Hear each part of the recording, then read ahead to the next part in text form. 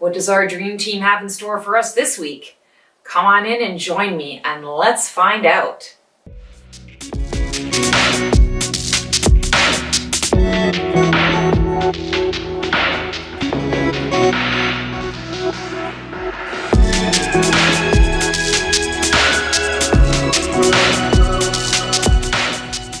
Hello, Stacy the Black Feather Intuitive. Welcome to another weekly oracle reading for the week of September 27th. How is everyone doing? Hoping you're doing just swimmingly. I know that this week we are closing my pool and I'm so sad about it. It kind of breaks my heart because I am such a fun and sun girl, and the pool has really been all I've had this year because I have not done a whole whack of traveling due to COVID. So my happy place is closing. So I'm going to be taking advantage of the last few days and fitting all of that in. And I hope that you're all able to do the same thing if that is your thing. So let's call in all the archangels, ascended masters, highest guides, light beings, creature teachers, elementals, loved ones in spirit. Come on into this space to give us the clarity and guidance that we need. I want to say to have the most successful week possible, and whatever success is for you. So this week I pulled from the Wizard's Tarot by Barbara Moore. I love this deck. And as you can see, I was kind of shuffling and the card kind of popped out. This week we've got 9 of Cups, and I love 9 of Cups. This is a card of satisfaction. This is a card of deep gratitude. Getting to that place where, okay, I actually feel like I've accomplished a lot. I feel like I've gotten where I wanted to be. I'm feeling good. I'm feeling content.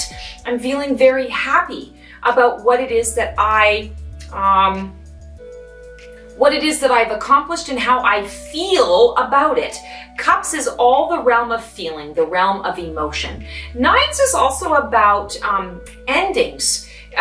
Conclusions, resolutions to things, coming to the end of a chapter so that you can open it up to a new chapter. And I'm definitely feeling that in this card, it is signifying this week that it's important for us to celebrate our wins and to celebrate endings.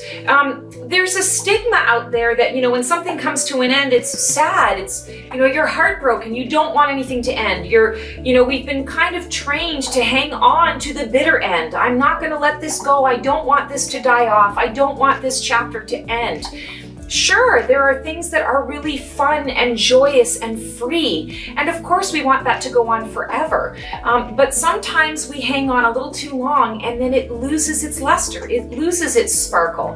And sometimes we don't recognize that while it's happening. And before you know it, you're looking at it and you're going, this used to bring me a whole whack of fun and laughter and giddiness and joy. And now it's drudgery. Now I'm really having a hard time sort of getting out of bed.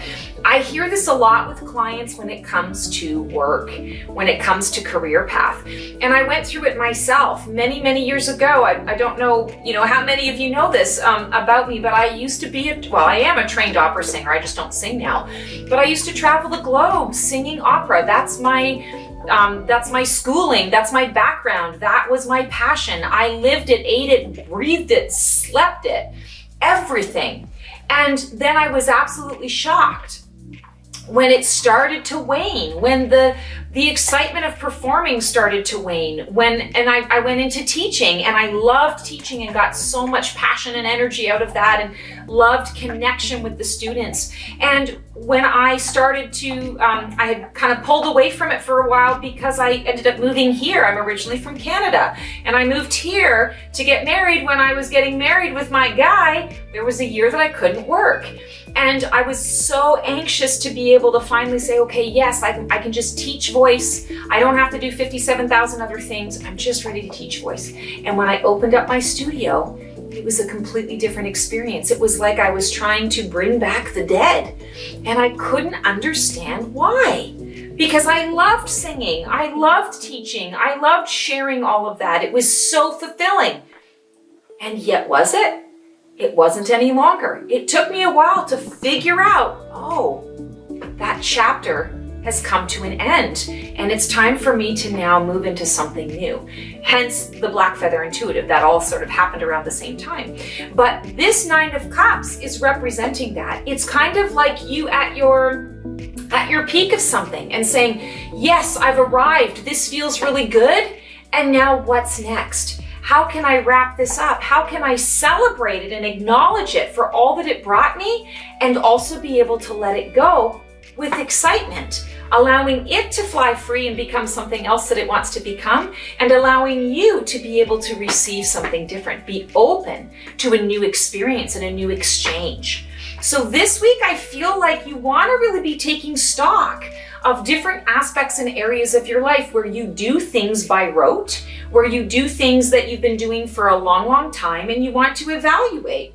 Is it still bringing me the same level of excitement or joy or passion? Or is it the thing that gets me out of bed in the morning? Or has it become more of a chore, an obligation?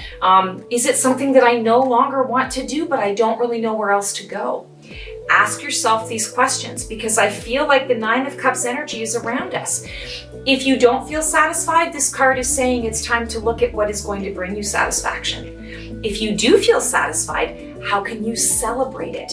How can you share it? How can you acknowledge it so that you can make more of it and bring more of it into your life? How can you offer it to somebody else? Maybe this is an opportunity for you to be a mentor to somebody who's up and coming in the field of what you're doing, or in the particular passion. How can you contribute? How can you share? That's what this week's energy is all about. Sorry, didn't mean to make this reading about me. Just came through as an analogy, a really great analogy for this card, that there's so much satisfaction, but sometimes we hang on a little too long. Pay attention to where you're hanging on a little too long in life, and see how you can either bring a little more satisfaction into it by enhancing it, breathing new life into it, being content with where things are, or by releasing it and letting it go so that you can find contentment in a new experience. All right, our Oracle deck for the week. Oh, I always forget this. If you like what you see here, please feel free to click that bell on my YouTube channel. Every like helps, every bell click helps. Subscribe and you will find out all of the goodies that I release. I'm releasing stuff all the time. Okay, so our Oracle deck for this week is Chip Stevens, The Secret Language of Animals. And I don't know about you guys, but I love the beasts. And they always have powerful, I'm going to say powerful medicine, powerful messages for us. So we've got today, Masked Owl, Insight, Wisdom, Foresight, and Messenger. Check this out. So Nine of Cups, when we're talking about satisfaction, and I just went through this whole, recognizing where you're at your peak and recognizing where you might be hanging on too long. The Masked Owl is coming in and saying, pay attention to your intuition. Pay attention to the wisdom of people that have come before you, maybe in the situation that you are, sort of reviewing, and find out what they did. Not necessarily that you have to be a carbon copy of somebody else, but there's absolutely nothing wrong with reviewing other people's choices in order to reflect back onto you what your choices are. Compare and contrast. Find out how you can utilize another's choice and decision to be able to have some insight into your path, where you're going, where you'd like to go, but feel like you're not getting there, where you've been. Do I feel like I did it better than this other person? What can I learn from this other person's experience so that I can apply that moving forward and make sure that I don't have that particular situation happen? How can I incorporate what that person did into my own ideas about how I'm bringing this to life? It's all about insight and wisdom. Of course, we're also talking foresight here as well. And I feel like, this guy is super content. He's chill. He's relaxed, he's very, very happy, and he's sitting in gratitude. He's around all these books, he's got all this wisdom and knowledge around him, and he's relaxed and enjoying his cup of tea by the fire, right? By the candle fire, by the candlelight. He's sitting in there and he's contemplating all of the things that he can do with the knowledge and wisdom that he has.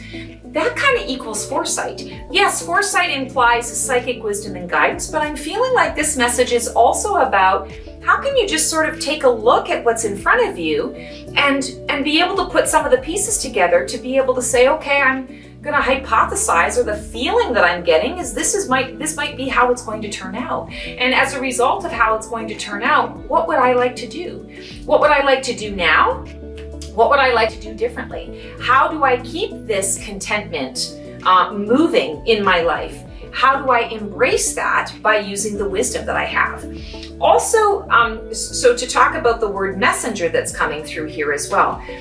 Winged birds are all messengers from the divine realm. And this week, I feel like it's important to set an intention to be able to pay attention to your surroundings, not only your, sort of surroundings around wisdom, but your environment and your physical surroundings. Pay attention to the birds that come into your path. Maybe you have a flock of birds that are flying over you. Maybe you've got one bird that just seems to be, flying around you, trying to get your attention, cawing to you or squawking at you. Pay attention to that bird. Maybe you don't see any birds necessarily, but you're picking up feathers like crazy everywhere you go. Pay attention to that, because I feel like each of us is going to receive an interesting message of foresight and insight around something that we're asking about, but we have to be open. Our eyes have to be open and willing to receive the message. The message isn't going to just fall into your lap or just happen to come into your ears at a moment's notice with you running around like a chicken. It's not going to happen that way. You have to kind of be present. You have to be not looking for it, but you have to be open to it. Your body has to be open. Your mind has to be open. You want to be moving forward and being aware of what you're doing in your now. Otherwise, you walk over the feather or you walk on the feather. You miss the bird because you're in your head thinking about this, that, and the other thing, right? And you miss the bird that's cawing at you and saying, hey, pay attention. And he's been following you for a block and a half and you haven't been noticing because you've been in your head. So I feel like the message in this messenger card is to pay attention and to be present in your now, because there are messages that are coming through to you on a consistent basis, and they do have foresight, and it's going to make sense to you, but you have to actually be open to receiving it. What a cool message. Also, I'm really drawn to the green in this card. There's a sort of this wonderful green fire, this green energy. I'm hearing growth. I'm hearing that this week there's a huge opportunity for us to really step into an expansion. And I feel like the expansion comes out of the contentment. And we don't often think of it in that way. We always think that we have to strive in order to grow. And of course, too much contentment stops growth and movement. But in this case, this week, I'm feeling like it is about expanding that contentment in terms of learning how to live in that and to make it last a little bit longer while we are still moving forward and learning and growing and doing the things that we need to do. It's kind of like learning how to keep our core at peace and be in the eye of the storm all the time. I feel like that's what this is about this week a little bit, is learning how to be the calm in the eye of the storm, so that no matter what is happening around you, you still can keep that contentment, even when other areas of your life are shaking and growing and moving and shifting. You still have the ability to generate that feeling of contentment, or just being content about the journey, seeing it from that different perspective. Okay, pulling a feather from the feather jar. Ooh, we got a pretty pink one. Grace. So, grace is a tricky thing. A lot of people are like, well, what does grace actually mean? How do I actually apply grace? And I feel like this week, when we're talking about contentment and we're talking about this insight and this foresight, the only way to receive it is in a graceful way. And if you think about it, if you're, if someone has offered you a gift and it's totally unexpected, how do you receive it? You receive it with grace and gratitude. And I feel like that's the message here. When you are sitting in this contentment, when you are having the opportunity to explore this contentment and how you can bring this more into your being, you want to show the universe that you're grateful for it and that you are receiving it with grace. You're not saying, no, I can't accept this. You're saying, thank you for bringing this into my life, and now I'm going to be like the ballerina. And look at him, he's sitting all relaxed on the desk and his feet are up. Not necessarily that it looks like a ballerina, but he definitely looks like he's very relaxed, right? And that he could be dancing, he could be singing in his mind, he's going through something in his head.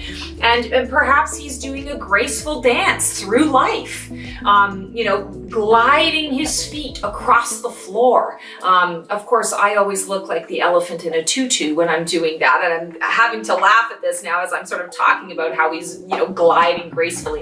But I will tell you something.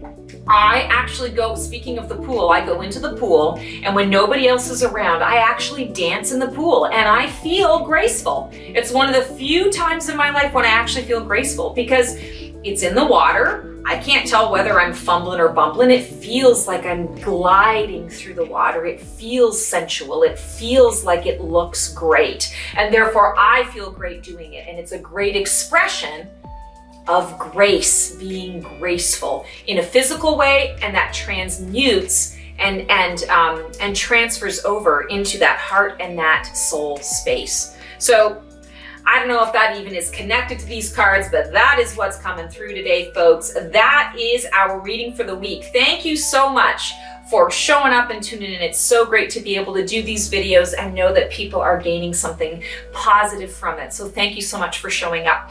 Again, if you like what you see here, please click the bell on that YouTube channel. I also have my Facebook page and my Insta, The Black Feather Intuitive.